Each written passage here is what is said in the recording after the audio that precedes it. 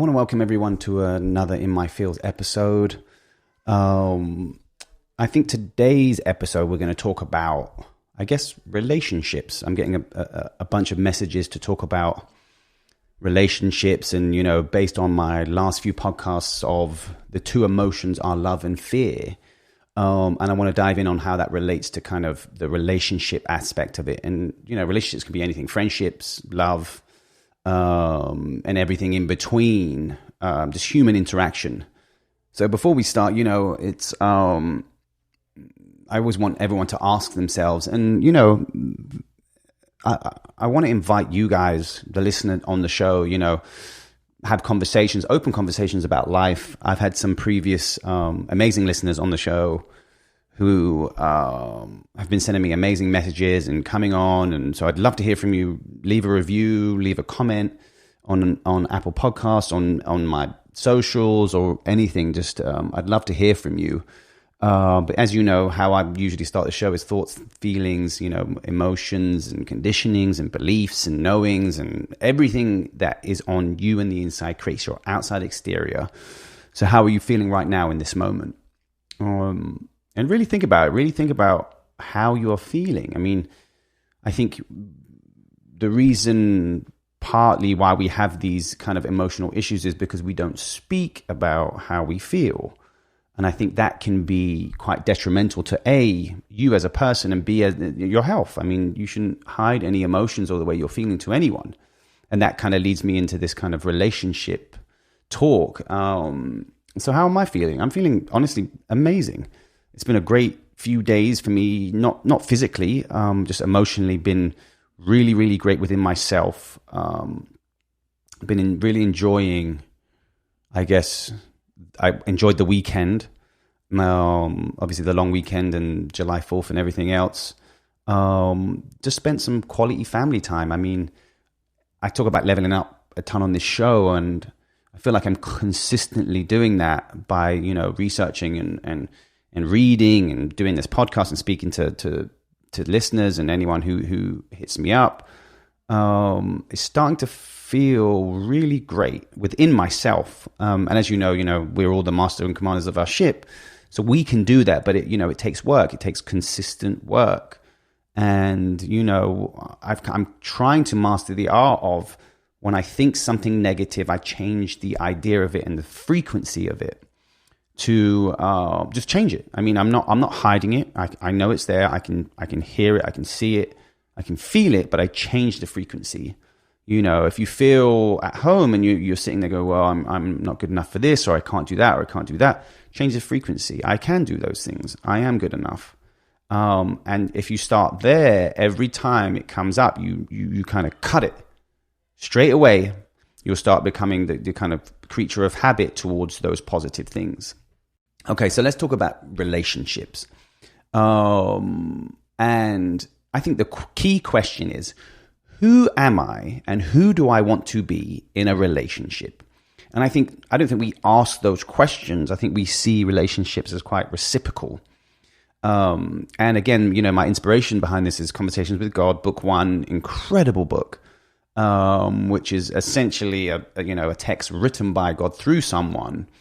But I mean, practically what is said in the book by God, it's not a male or a female, it's not anything else. So you have to kind of get rid of those stereotype notions of God in terms of humanness and just let go of the idea of what you think it is, because it's everything. And again, I'm not from this, I'm not religious or any of those type of connotations, but something resonated deep as I'm reading and finishing this book. So who am I and who do I want to be in in a relationship? And I've never asked that question for myself entering into the relationship. Which has always led me to be detrimental to the relationship. And most people enter a relationship with what they can get out of it, and it may not be such a selfish way as I'm explaining it, but in terms of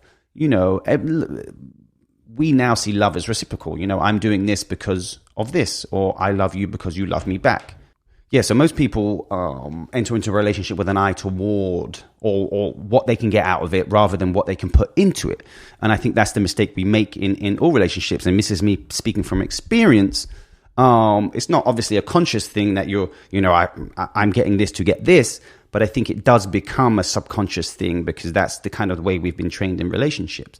But we need to start unraveling this kind of unconditionalness of just the pure love factor, just the acceptance of the relationship. And, I'm going to read some quotes as well from the book to kind of dive into kind of what I'm talking about as well. And I think the purpose of relationships is to decide what part of yourself you'd like to see show up, not what part of another you can capture and hold. And the reason why I say this is because previous relationships of mine, it's not about, the capturing of the actual physical person. It's, it's the kind of, not I own you and you own me. We are individuals who are accepting love, who are embracing love or a partnership within love. And another example is when I stopped worrying about the person, and I talk about selfishness a lot, even though it's kind of not specifically related to this, is the natural trait of children is that's mine. And it's okay, I understand that. When I stopped worrying about my current relationship, when I stopped worrying about that person in the relationship, for example, where is she? What is she doing? Is she okay? Does she still love me? Which at the time came with a lot of unhappiness and arguments and everything else, because that was my attraction. It was these questions that came from a fear based of once I'm in that relationship, am I going to lose that person? And I think that's where we make the mistakes in relationships. So I switched those questions internally. Am I okay? Do I still love me? Who am I? And who do I want to be? And this was for both of us. Then we started really, really growing together with no resistance, just pure love and acceptance. And to be honest, that's when the actual true relationship started for me, because it was the acceptance of the other and embracing yourself within the relationship. Because, you cannot, as I talk about everyone, you cannot manifest for someone else. Your energy can intertwine with someone, of course, but you can't physically manifest something for someone else. So therefore, they're individuals, even though you're a partnership in a relationship and in love per se, they are still individuals in this universe. And I've come to accept that, and I love that now. But there can be a fear element of that, you see, because when that person who you love, love sets you free, as they say, you have to look within yourself, do you love you? I think until you love you, you can't really truly love someone else.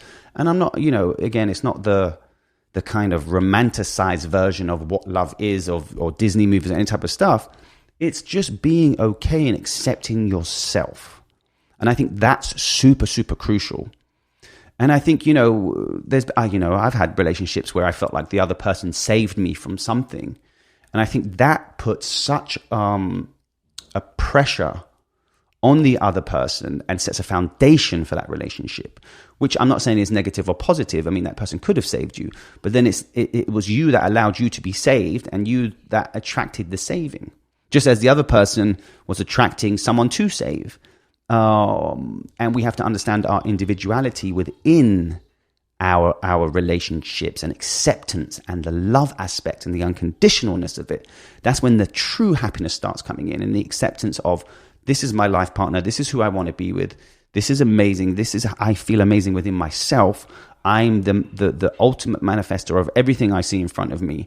I am love. I am whoever you want to be, but set the precedent of who you are, then enter into the relationship. Because I've done it so many times, I change for someone else because that's what you think they want. Well, maybe it is what they want. And then you start losing yourself. And then what happens is the relationship starts breaking down and you start losing more of yourself. And then when the relationship's over, you're lost. And it's the fear element of, I don't know who I am anymore, on top of I've lost someone who I love. But to me, that's not really love, because you wasn't who you were. You wasn't honest within yourself. You didn't love yourself. And I think until we do that, that's where true love, unconditional love, not romanticized love or all these type of notions, but who you want to be in the relationship can truly thrive within that love. I'm going to read a bunch of quotes from Conversation with God. It says, and kind of elaborate on them. It's very romantic to say that now your special other has entered your life. You feel complete. Yet the purpose of relationship is not to have another who might complete you, but to have another with whom might share your completeness. And this is kind of back onto my point of, deciding who you want to be in the relationship and understanding your power. You are love and the other person is love too. And understanding that you are perfect, you're perfect completeness. You're perfectly complete. And then what starts to happen is, because I feel complete, and it hasn't been an easy process to get to where I am. I feel completed. I genuinely, and I think that was the word I was missing at the beginning of the show. I feel really good within myself. I feel like I do genuinely have love for myself. I wouldn't say I fully, 100% love myself, but again, because I can hear my mental judgment going, well, it's kind of egotistical to love yourself. That's not the type of love I'm talking about. I'm talking about the no resistance to it, the no resistance and acceptance of the relationship within yourself and also to your partner. And I'm going to read another quote as well, which I thought was fantastic. Whenever I read these kind of books, I get this kind of tingling sensation, which I guess is my, the spider sense per se, but it's my truth sense, I call it. My whole body tingles. I'm like, okay, something truthful that resonates with me. And so this is something that I've leveled up on. And the quote is, again, from Conversations with God, is the most loving person is the person who is self-centered. And again, my ego or my conditioning is saying, well, self-centering or self-centered person is someone who is selfish and unloving and all that type of stuff. That's the conditioned version of self-centered. Self-centered, it means you are one within yourself. You understand your power. You are love. You are God. You are a creator of your whole existence. You are the attraction of the great relationships, as well as the bad relationships, as well as the great friendships, as well as the friendships you don't want to see anymore. But you are the accountability magnet to these things. And this is why I say, for you to feel complete within yourself, to bring it to a relationship, to allow the other person to feel complete also, and have this acceptance and allowance of not wanting to change that person, because that's not what love is. Love is growing together, growing within yourself. And I'm going to read another quote as well, which I loved from the book. It says, you must first see yourself as worthy before you can see another as worthy. You must first see yourself as blessed before you can see another as blessed. You must first see yourself as holy before you can acknowledge holiness in another. Sounds super religious and stuff, but it's not. It's just words. It's a kind of spiritual version of saying, like attracts like. If you feel like shit, you're going to attract someone who feels like shit too. Doesn't necessarily mean it's a bad thing. Maybe the two of you feeling like shit, because I felt like shit and attracted people who've made me feel better. But at the time, I didn't know they were feeling like shit because we weren't talking about feelings then. It's only after that I realized, wow, you felt the same way as me. We just didn't express it. And then it's only when you start opening up and accepting yourself as an individual in this relationship, and the other person does the same thing, because that's the attraction, the energy rubs off on them. Again, you can't manifest for someone else. You can only do it for yourself. And another quote, which I love, so if someone, because again, I'm not saying you have to accept the relation, which you do. You accept yourself within the relationship. Now, I've been hurt. I understand hurt and heartbreak and relationships and pain and all these type of things. But I understand it was me and the way I felt towards the pain. It wasn't necessarily the situation itself. I've been heartbroken. I felt like shit and self-loathing and a victim. I think victim is a key word here, because now, for me, there's no such thing as a victim. I think you can feel like you are a victim, even though the situation isn't what is portrayed. It's you portraying the situation, making you feeling like a victim. So therefore, the universe gives you situations to feel more like a victim. And I think what I'm going to read about this quote is when you are hurt in a relationship, it's not that you buckle over or hide or, take it for granted or, argue back. It's accepting the way that person feels. It may not resonate with you, but you don't fight the way you feel about the situation. You accept it. You understand it. You converse with it. You change the frequency of it. I know it's not easy. It's not. Heartbreak's not easy. But how else are we supposed to learn from these things if not by experience? So let me read you something of kind of what I'm talking about. This is another quote. And so there are things you can do when you react with pain and hurt to what another being is saying, doing. The first is to admit to yourself and another exactly how you are feeling. This many of you are afraid to do because you think it will make you look bad. Somewhere deep inside you realize that it probably is ridiculous for you to feel that way. It probably is small of you. You are bigger than that, but you can't help it. You still feel that way. There is only one thing you can do. You must honor your... so basically, you can still feel that way. There is only one thing you can do. You must honor your feelings. For honoring your feelings means honoring yourself. And you must love your neighbor as you love yourself. And see, as what I was just saying is, when you're hurt in a relationship, we fight the feeling. We hate feeling those ways. We don't want to be heartbreaking. We want that person back. We want all these things back. But the universe is telling you need to fix you inside of you and understand that you are the magnet, you are the repellent, you are the everything in your life.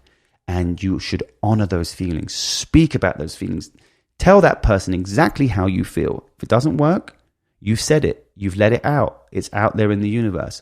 Love will come again. Absolutely. Love will come again when you love yourself.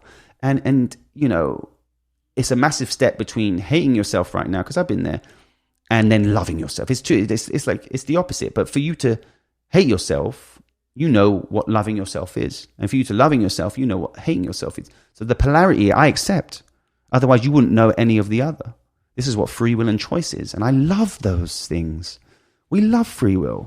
We love the fact that we can manifest. We love the fact that I think this is probably, I'm not a religious thing, but heaven on earth, which Jesus was speaking about. If we can manifest our whole entire existence, whether it's good, bad, the ugly, or however you perceive it, this is heaven on earth. And another quote, which I love too, is, the master is one who always comes up with the same answer. And that answer is always the highest choice. So what is the highest choice? And I've asked myself this many, many of times. The highest choice is love. So if anyone does you wrong, or you feel shitty about something, or this or that, and this is my level up, because this came from this book.